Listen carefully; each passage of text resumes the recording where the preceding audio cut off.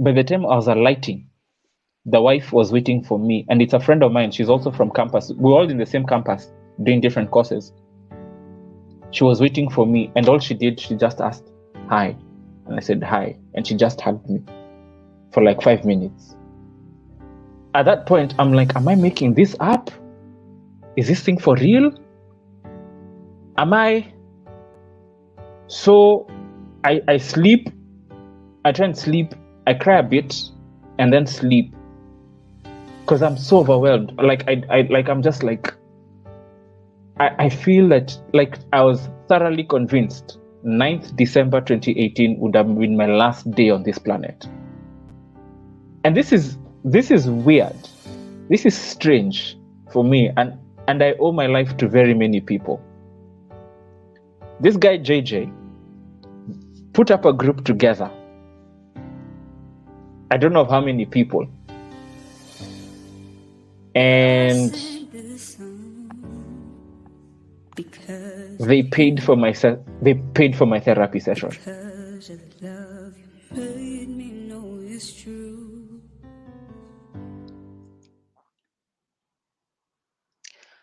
Good evening. My name is Likuyani Eli, and you are right in time for Eli's Hangout right here on the Arts in Heart, hashtag Art in Heart, hashtag responding to live. Remember, this session comes to you every single Sunday from 9:30 p.m. East African time, 8:30 p.m. Central European Summer Time. Without further ado, let me bring you my guest of the night, Mr. Godin Segero, who is also a lawyer. Good evening, sir. How are you?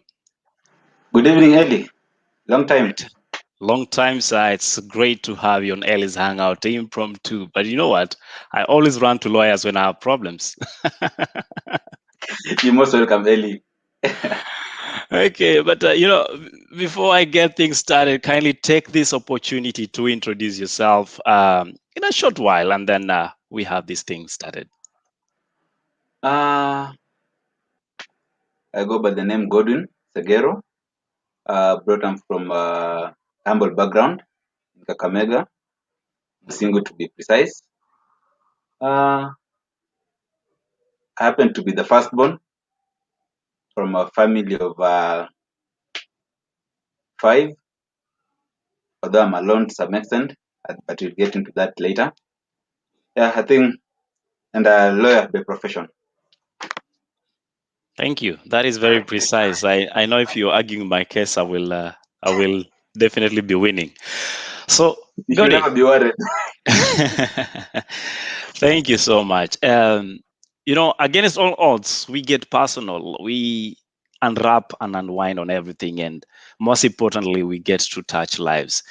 And tonight is not any different. The story you're about to listen to, it's a story worth your time. So for the next 1 hour, I'm asking you to give us your time because we might just change your perception about life. So in your introduction, you said you're a firstborn in a family of 5. Kindly tell us something about growing up and how you have gone through the ladders of life. Yeah, so Elliot, I know my story will be a little bit complicated, but you have to bear with me because it has different versions. So first of all, to start with how I was born. Yeah. I'm a child of that was born out of wedlock. Ile ya shule, so my mom and dad, they met in school. So because from my father's side and my mom's side, they're not so far away. Ni walking distance actually. It's only that we are from different constituencies, but we are neighboring constituencies. So it's a nearby area. So ile friendship ya high school nini, so they got entanglement and all that, and that's how I came to be. But now that's where my journey literally began, because my mom was still staying at their place. Now my grandfather, that's my mom's dad, wasn't really happy about the whole thing. So he was so furious and like, you cannot give birth in my house. If you have to stay here, mtoto lazima arudi kwao. So it's either you live with the kid, or if you want to stay, the kid must go to their place.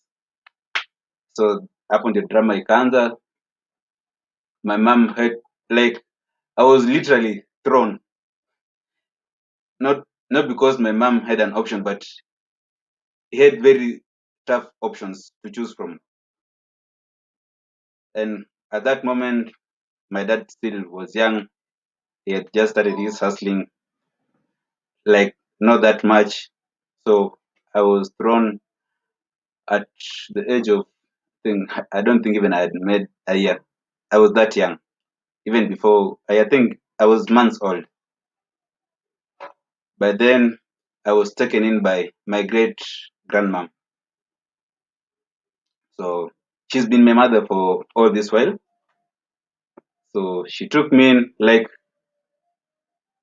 when they were throwing me at her place. Even now, there was also objection from the other side, like, why you bring this kid in months old, like. So my great grandmom took the initiative, and she told me, like, this is my grandson, and whatever happens, even if he's sleeping hungry, he'll grow from here. Fine. The story goes on. So I grew up in an extended family around cousins. So they took me in. So that was my home.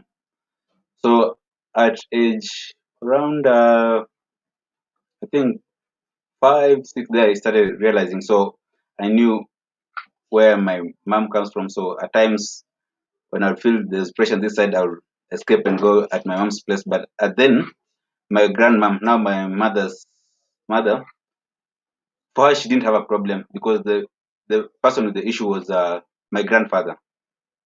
But then so I go there once in a while, come back, all that. Fast forward, now I by then my dad would come home once in a while. Let me say I didn't spend much time with my dad, but for for the moment that I spent with him, Yeah. he was more of a friend than a father. Yeah. And funny enough, I never used to call my dad like dad. He was like a brother to me, so I used to refer him by his name. By the way, so he came home. He located. By then he was staying in Nairobi, so he located back home. But then I was in class 3. I remember the first time we bonded with my dad. I was in nursery school. So he came. That is the first time I ever went to Nairobi. So after coming to Nairobi, I returned home. And then so when he came back when I was in class 4, he told me, you know what, your performance in school is good, but this time if you become number one, because the previous term in standard 3, I was position 1. So the first term of class 4, I was, I think, position 3. So he told me, I promise if you become position 1, I'm taking back to Nairobi. And I said, fine. So I was working hard. And that time is when my dad he had gotten an opportunity to go outside the country. He was Mhm. to fly to the US. So I knew my life would change for the better. So at that time, we had bonded with him. He promised me to go with him to Nairobi because at that time when we were to close school, I was to come with him to Nairobi before he travels. So we are there. Fast forward around by the time I'm almost doing my exams, something strange happened. So my dad was at home. That evening he came home. He talked to my grandma. What? Just a lot. Then there's a funeral that had just been. Someone had just been buried just in the neighborhood. Yeah. So the friends, in the Luo culture, still after someone has been buried, still people go to hang around at the fireplace and all that. So the friends calls and they're like, you know what, Bob, we hang out together because the entire day he had spent with them, like having some drinks in there, like telling them bye, I'm leaving till next time. So that night they called him. I remember it was 28th July 2004. So they call him and they're like, let's come and hang up here, at least for one last time before you leave. It was as early as 8 early. So he leaves home, because that day I remember my grandmom refused to eat. So my dad told my cousin, you know what, just make some porridge for Shosh. I remember that day it's my dad who ate the food that was served to Shosh. So he told the cousin, can you make some porridge for Shosh because she doesn't want to eat. He left.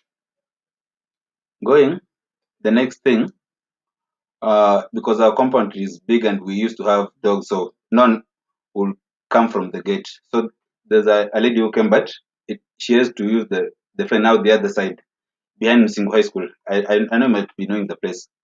So she came shouting. She was calling my shosh, Coco, Coco, like come out. So we were wondering what's the problem. So going out, like all of us went out, and she was shouting, people are killing Bob on the road here, just on the road around Msingo Primary. So everyone goes early. I was so shaken. Like I wanted to go. I walked. I could not even reach the gate. I was trembling. So I didn't even go there. I went back to the house. I want to sleep, but I can't sleep. Sorry to cut you.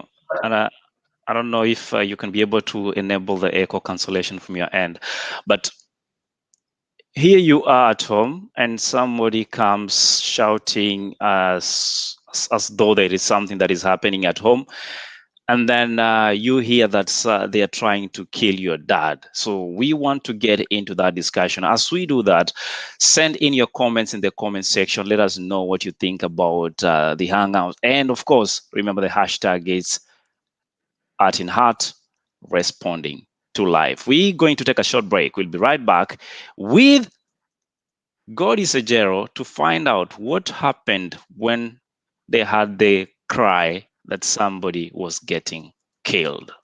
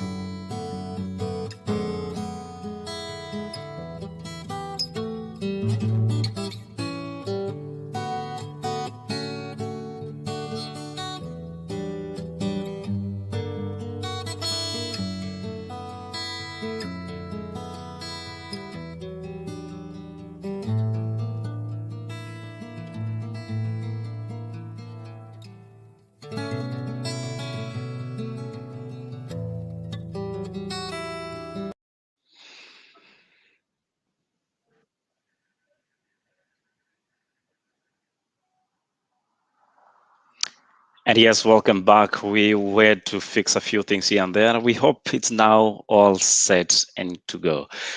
Before we left, Gori, you were telling us about this lady that runs into your homestead shouting that your dad was being murdered. So take us from there. What happened and what did you witness? So early, apparently I can't tell you I witnessed anything, but I heard what has transpired because me myself I couldn't go there. Like I was unable even to walk. So the guys who went, including my shosh, they go and they find my dad lying down there in a pool of blood, dead. Early, it was so horrible. Like my dad was a fighter. He tried to fight back, but the guys overwhelmed him. So he was hit, he was cut severely on the head, on the back. So there he was. I can tell you my dad was taken to the morgue. People used to go to the morgue. There's a day during those visiting days I reached, like that day I said, I've gathered courage, I have to see my dad. I went, go to Kakamega mortuary at the gate. I couldn't. I came back home again without seeing my dad because I was so close to him and like whatever he had promised me, you see. And the time he's dying, it is the time I was going to do exams. So they had to postpone to hold on the burial so that I finish the exam first before they proceed with the burial. So I'm there doing my second term exam, the one that I was supposed, if I pass, I go with my dad to Nairobi. And the person who was supposed to take me to Nairobi is lying lifeless in a mortuary somewhere. Like, I don't know how I managed, but that after that exam, I was position 8. It was a very difficult moment for me, but I pulled through. So Take me back a little bit to the events that left your dad lifeless. What exactly was the reason behind these heinous acts and him being hacked to death? believe me, Eli, my dad was killed by his best friends, the one that he had hung out with that very day. The guys he was drinking with during the day are the very people who murdered him. Was there a reason behind it? I don't know. It's a way to, I don't know, was it jealous? Like, I really don't know what really happened. You see, Eli? Because even after they murdered him, you see, when people heard my dad was dead, the very first people you'd expect to show up at home in the morning, they were the friends. They didn't. I remember that time I was walking in the morning, that early morning, and I met one of one of one of them. Like he just passed me, like as if nothing had happened, and that's the last time I saw him. So it happens. This guy murdered my dad. He goes, it wasn't the matter. These guys, everyone knew. So the case, the probing starts. The guys were, but believe me, I think it didn't take. I think not more than 4 months. The guys were walking out scot free.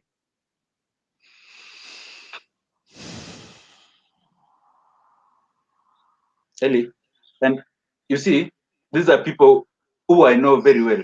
Like they're not far from us.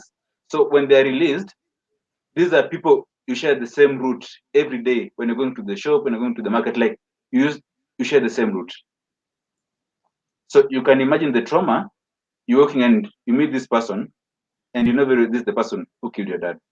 Ellie, it was so severe that those days when I would go out, maybe I was going to the shop around the shopping center, and I see that guy coming.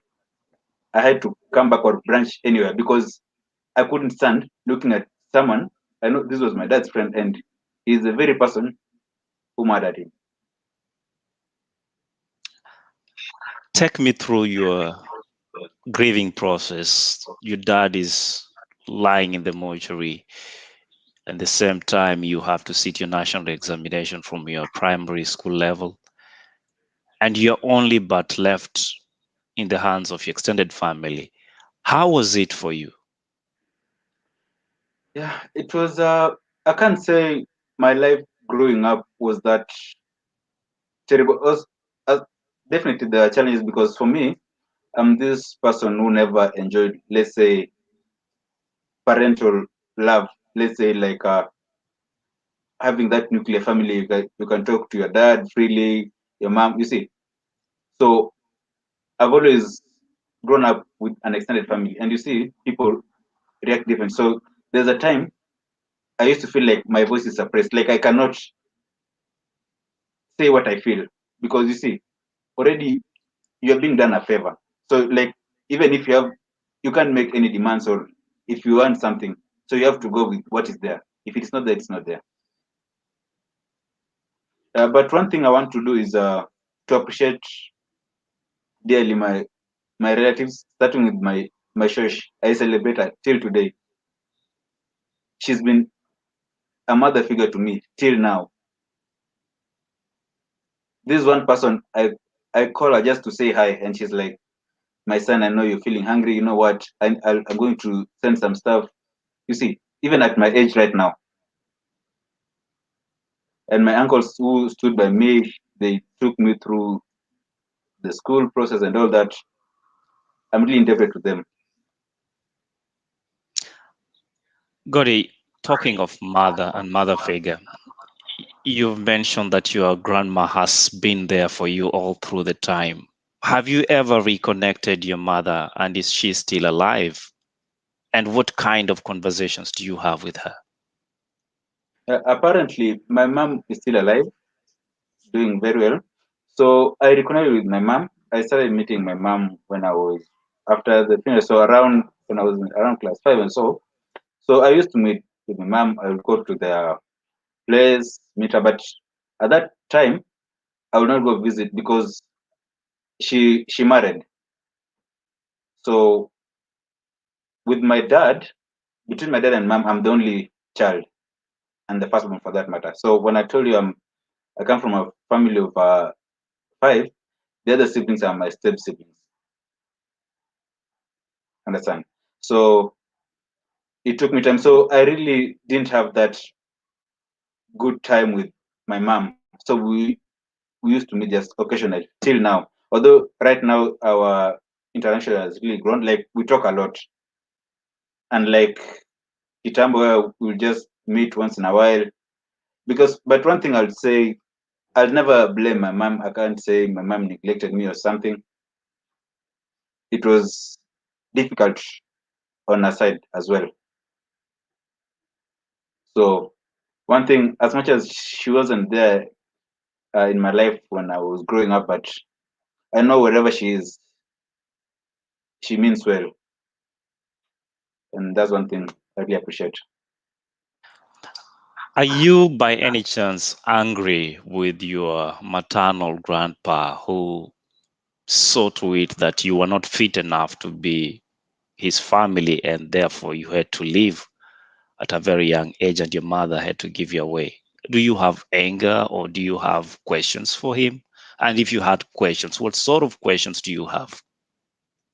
Uh, Ellie, at this moment, okay, I can't really tell whether I'm still mad at him because as much as I tell myself I forgive him, but one thing, even when I go to visit, my connection with my grandmom is stronger than with my grandfather. So my grandfather is just, hi, hi, how are you doing? Fine. But with my grandmom, like we really talk a lot, we really share a lot. So I can say I'm more connected to my grandmother, my from my maternal side, than my grandfather. Uh, I think at times I feel if he had left me just in the hands of my mom, maybe I wouldn't be having such some sort of bitterness. But I don't regret anyway because God was there. Despite the fact what I went through, now on the other side, I was taken in and taken care of up to where I am.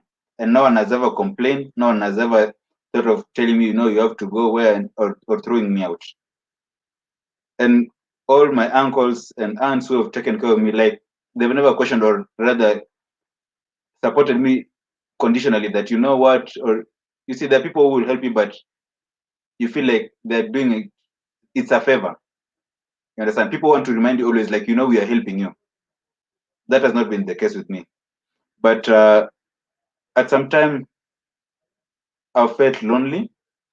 You see, Ellie, there's some things people take for granted, but they're not for granted. You see, you might be in a place maybe with friends, and people are talking about their nuclear family. You know, my dad does this. You know, when at home we do this, but those are not things you live to enjoy. You understand? So you want to go back and try to get that feeling.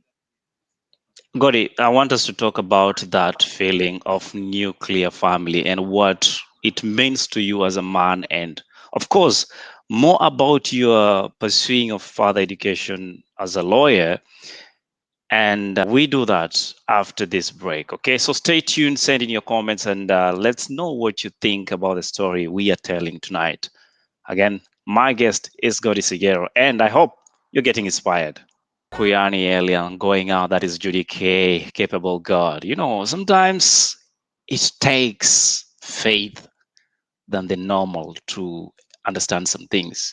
And that's why some of these kind of hangouts, we do them to encourage someone.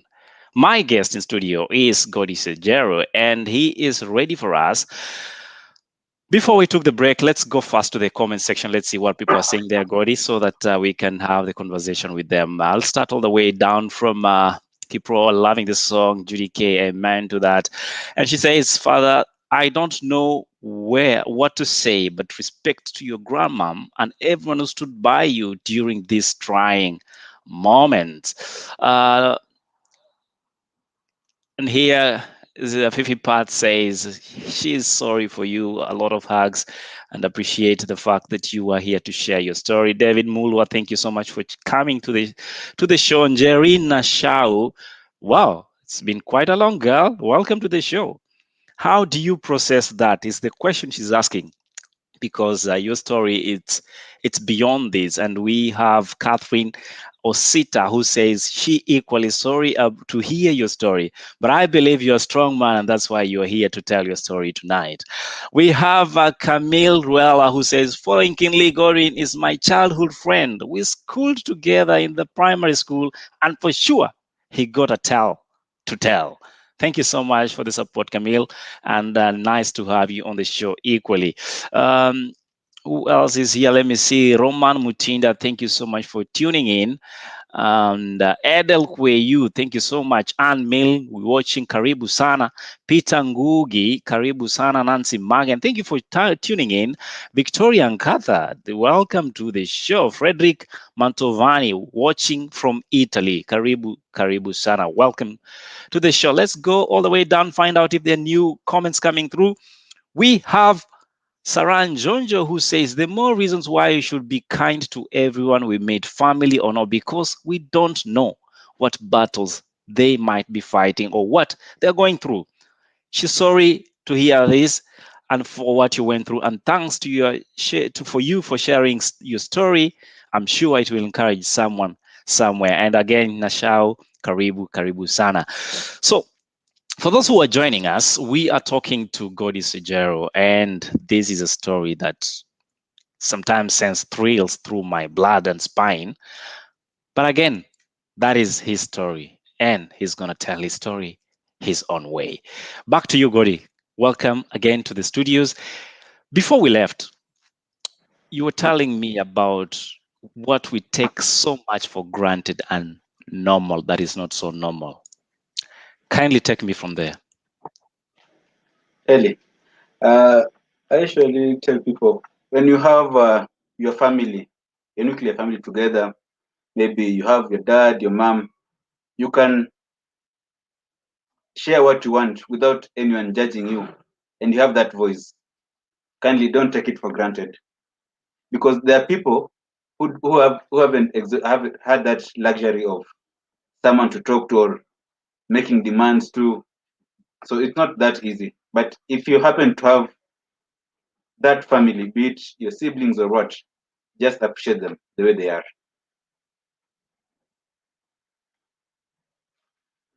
And why would you say that, Godi?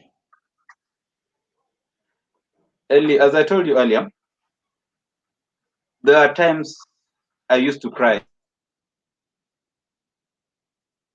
And you wish, like, if my dad had gone to the US at that moment, maybe by now I'll be having that privilege. I'll be whatever I want, I'll be getting. Maybe he would have taken me with him at some point, you see.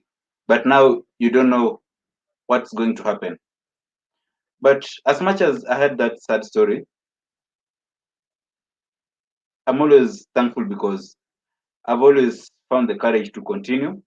And I usually say there are better days ahead because you're, you're here to understand. Because remember, I told you the person who raised me was not my grandma, my great grandmother. You understand? Now ask me, where was my dad's parents? Godi, where was your dad's parent? Eli.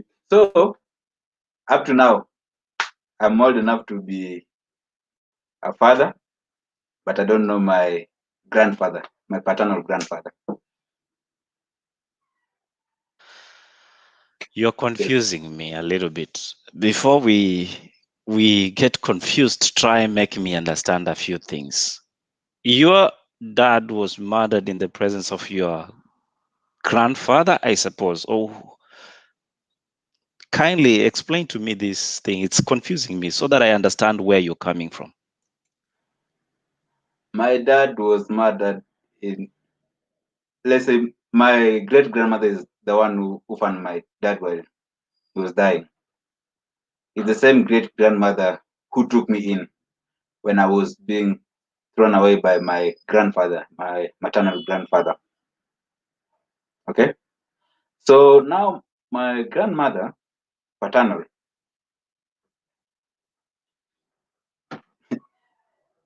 she never told me where my grandfather was.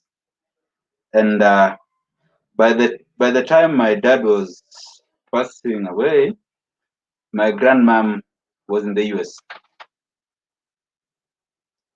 So she comes back. Okay, she came for the funeral, the burial. She promised heaven, I'll take care of you. You know, you're my firstborn grandson and what and all that. So I knew my life would be okay. She had promised to take me to the US. I was like, okay, fine. And now, fast forward, time went, finished primary, nothing. So we used to talk just once. One high school. Now a time came when I was supposed to go for my further studies, and it happens now my grandmother, who is in the US, was having some sibling rivalry with the brothers. So one of the brothers, who's been very supportive during my entire academic life,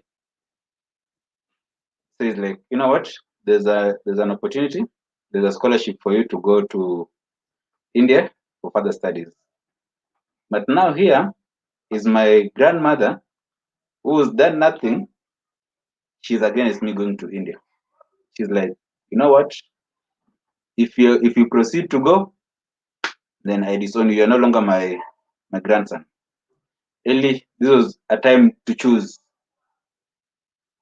what do I want. So I looked at the options and I was like, you came, you've been here since my dad died. You've done nothing constructive in my life. But this is someone who's been there for me all this while. And an opportunity has come for me to further my studies. You know what? If you don't allow me to go, then let's part ways. Then, as you said, you're not my grandmother, I'm not your grandson.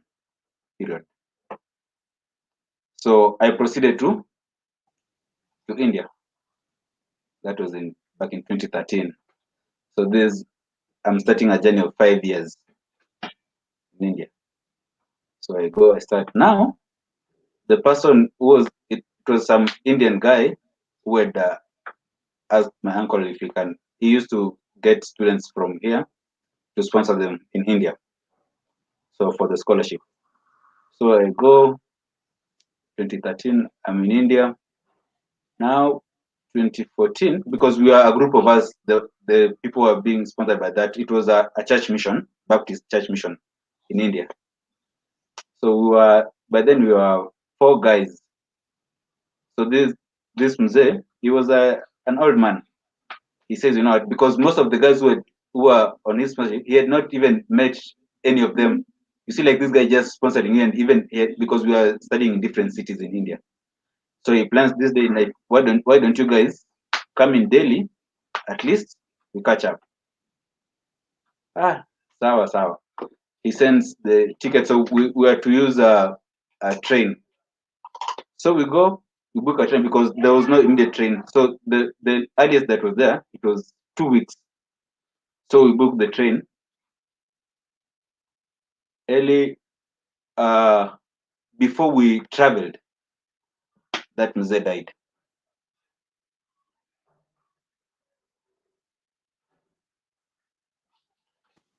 Okay. So we had to proceed with the journey. But now, instead of going to meet our sponsor who wanted to meet us, now we are going for a funeral. And you see, with Indians, they don't stay with the body. Within a day, they cremate. So by the time we are getting to Delhi, the person we are going to meet is not there. Was this some sort of bad luck? Was it a setback? What kind of feelings did this elicit with you, especially now that you've opted not to be with your immediate grandmom because of the choices you had to make, and then the person that you were hoping that will change your life actually dies at your moment of need? What went through your mind at that time, and how did you process it? It was hard because the only good thing is God works miraculously, because once you enroll to that program, let's say if you are pursuing your bachelor's, you enroll for the entire period until you finish. But this is the guy, as long as you want to proceed, he'll help you to do master's. Because one of the guys we were going with, he had just completed his bachelor's, so he was to proceed with the master's. So he had already even secured an admission in another university for his master's. So we were just to go there to talk to the guy, and then he proceed to put him on the list of people pursuing masters. So getting there, you see, this guy who died, he was the chairman of that mission, and he used to do that. It was that philanthropic. So, but not all people who were on that board were happy what he was doing, like helping Africans and all that. So you see, like now we have a new management coming in, a new chairman taking over. So when we get to Delhi, now we met the new chairman. It was sad. So this guy, my friend, tells the chairman, you know what? I talked to Chet Singh. I was to proceed with my master's, ABCD. I had already gotten the admission. And the guy says, you know what? You had finished your bachelor's. That's it. For me, because I was in my second year by then. They told me we are going to sponsor you until the end of your bachelor's. That's it. So there's no proceeding from there. So really, like my life again, because I was intending to do, after my law degree, I do my master's in international relationships before I come back home. So my dream of doing international relationship was shattered just like that. So, and you see, this was the guy whom you'll call maybe at any time, maybe you don't have money upkeep or something, and he'll give you. But these guys, whatever that was written, whatever monthly upkeep you get, that's it. So if you get broke along the way, it's you and you alone. So it was hard. Now again, I have to go through that to digest. Now you see, my dad was to take me to some place. He went. Now this guy again has left me now again in the middle of somewhere. So it was somehow tricky. Wow, your story It's moving, sir, I must say. And I must say it's very courageous of you to share that. But throughout the journey, I can say there's been some hiccups here and there, but still you've remained consistent in your pursuit for excellence. What is the reason as to why you particularly chose to study law? Is it because you wanted to make sure those people that committed crimes against you stayed behind bars, or was it because you wanted to help people that are helpless like yourself at one point or another in life? Early, to be honest, at some point, me choosing to do law, it was personal. It was really personal. Because early, I saw people who murdered my dad walk scot free within months, and there's nothing we could do just because they were connected. You see, and these are people, they are walking free, and they mock you when you meet them. Like you thought by arresting us, we'll die in prison. Here we are. What can you do? Understand? So for me, it was more personal, as much as it was to be. It's a career I want to pursue, but I know at some point, uh, justice will be served.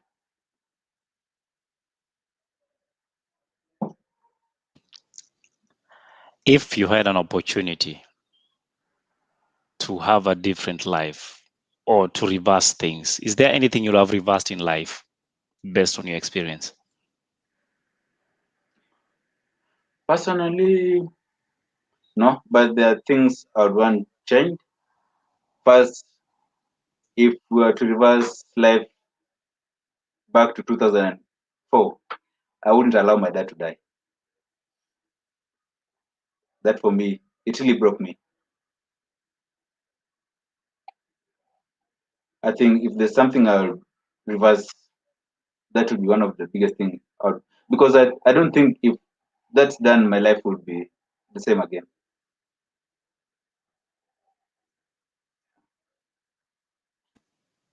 Let's go to the comment section, find out what they're saying there. And I think people are listening in and they have refused not to talk. We have Kipro who says, Gori, your name says it all. God is with you and he is always watching over you, meaning you are a winner. Thank you so much for that encouragement. Again, yeah, I'll just follow the way the messages comes through. She went ahead and said, we think we have gone through a lot until you join against all odds, and that in heart and responding to live, then you hear what people say. This is just wow. Yes, Kathy again says, oh my, that is a story on its own. Boaz Moha says, I never knew behind your always smiling face there's a story. Stay strong, bro. He never knew that you are always smiling, but behind that face there is a story to tell. And that's why I always tell people every time I get to meet them, everybody has a story to tell. Question is, are you willing to share yours? That's why we have this Ellis Hangout every Sunday to get to tell your story. Godi, you're now an adult and you have to make decisions. And sometimes the decisions are not correct. What kind of decisions as a man you would like not to make wrong and get it right from the first time? Only one thing I always try, although I've never had a script to read from or somewhere to refer how things should be done, is my kids living the life I lived. Like not having someone to call a parent, someone to listen to your story. You understand? I never want my kids to have to feel like there's a place they can't air what they feel like express their feeling. I know I might make mistakes in there, but I'll really try to give my kids the best I can.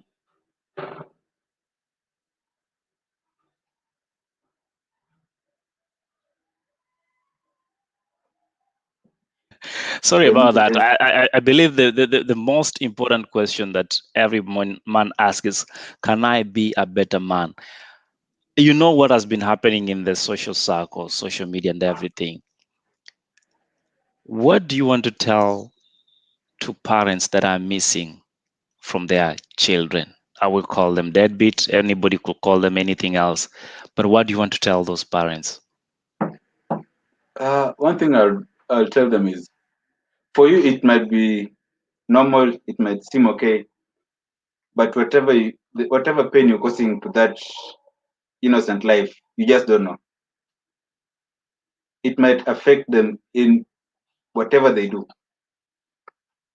because Elim, there are times you'll say you want to do things like a man, but ask yourself, who is a man to you?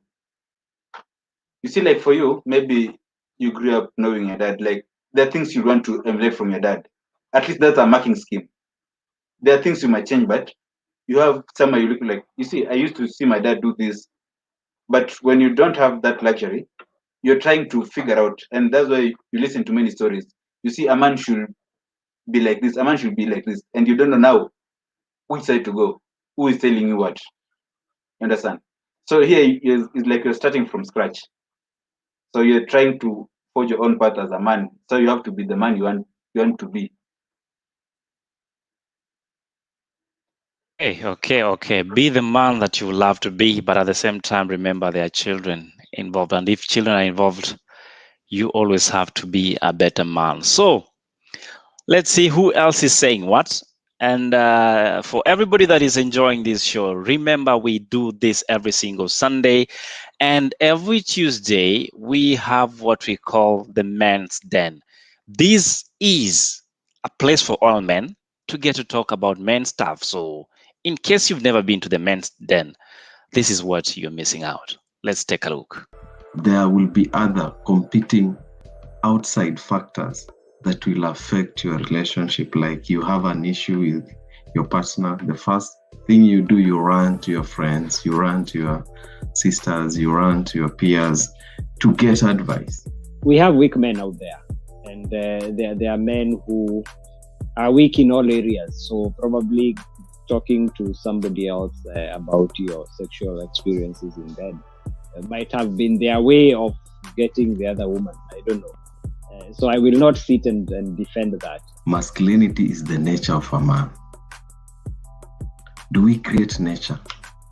Even as we say that the boy child is under siege, we need to ask ourselves, how have we brought up this boy child that we're talking about? Is it the Kababa generation? As long as it's the Kababa generation, we will always have problems.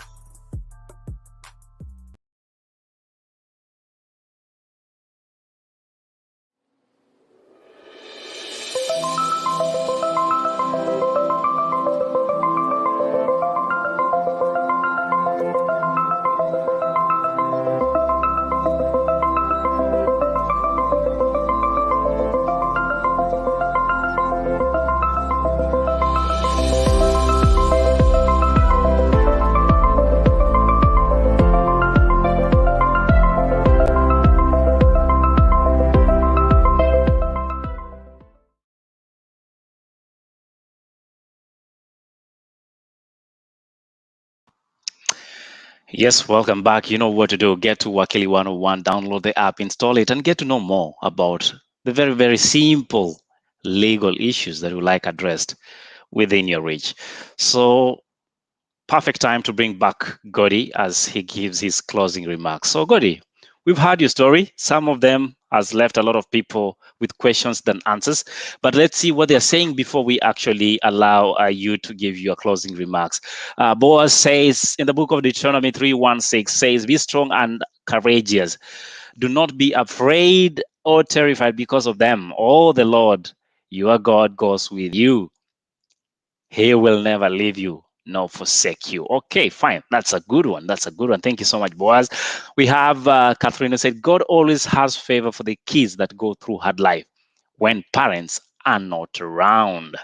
And again, earlier on, we had a Kipro who said, You will be a great father. Are you planning to have children? Eli, by the way, thanks for everyone who is commenting. Mm. Moha, Kiproroda, by the way, I feel encouraged. Apparently, I'm not complaining, but I feel it's a story people should listen to. Yeah. Because, yeah, we tend to judge people a lot. But Kiproroda, I'll be a father, maybe soon. Oh, are you trying to tell us there's somebody behind this successful face that we are seeing? Eli, you're the one saying, I didn't say that.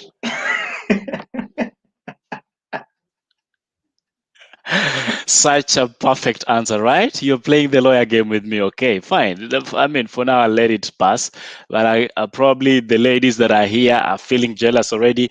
I didn't say it. Neither did he say it. He said I'm the one saying. So I'll leave it a pass right now.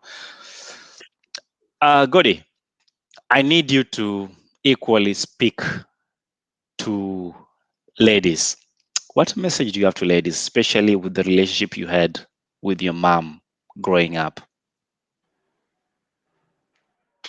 What I can say is, ladies, from a point of view of a mother,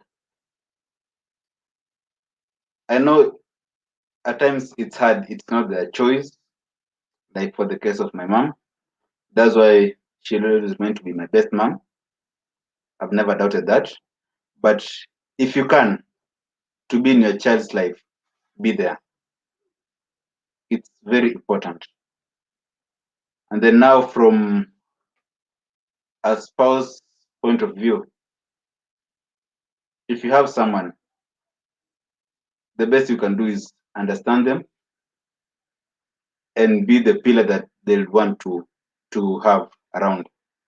Because men are battling many fights out here, and I don't think there's any man in his right senses who wakes up and says, I want to be lazy, I want to be poor, or I don't want to provide for my family. There are some who do, yes, but many men out here want the best for their family and for the people they care about. So if you can just be the person who can give someone that support to see them going to the next level, because if you give them peace, trust me, they'll be productive. But if you be the nagging one, like you see other, if you the comparing and you see other people are doing this and you are still here doing this, other people are doing this, why not you? Trust me, you kill the morale of that guy. And at the end of the day, it'd be like he was not providing, but you didn't give him time or an opportunity to prove to show what he can do. So just Sorry about that. Gori, next week it's, I believe, here in Belgium, it is Mother's Day. I don't know about Nairobi, Kenya. If it is Mother's Day, are you planning to do anything for your mom? And if there's one wish for your mom, what would that wish be? yeah, definitely my mom is the best. Like she's one person I respect.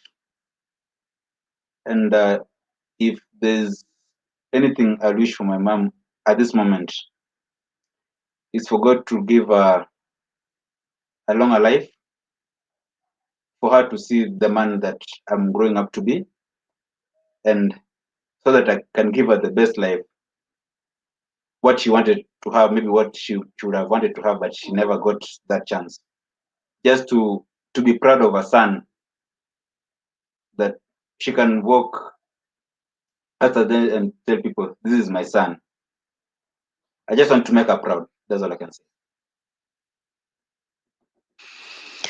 Talking of making people proud, we are proud of all the fathers and mothers that do their grill every single day to provide for their children. We are proud of you single mothers that have decided you will be the best that you can be to that child. We are proud of all fathers that every single day, whenever they wake up, they make sure that they don't just be the name father, they actually live to be a father. So thank you so much for everybody that joined us tonight, and we appreciate you, sir, for coming on board and equally sharing your story. I believe we have touched your life. I believe we have made you have a second thought about things. And if we have, kindly make sure to drop us a comment in the comment section with the hashtag Art in Heart responding to live. And you can always follow us on at Likuyani Eli or at the Arts in Heart as it appears on the screen. You can send us an email on the artsinheart@gmail.com. Equally connect with us and subscribe to our YouTube channel so that we can reach as many people as possible with the stories and the shows we do tell every single week. Remember, we have 5 shows. That is every Saturday we have the family edition. Every Sunday we have Against All Odds. On Tuesday, the Men's Den. Wednesday we have a Late Night with Eli and Yokabi, GK Kamau.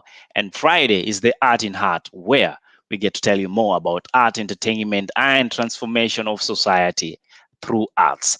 My name is Likuyani Eli. As always, I leave you with this one from the Heart, the band.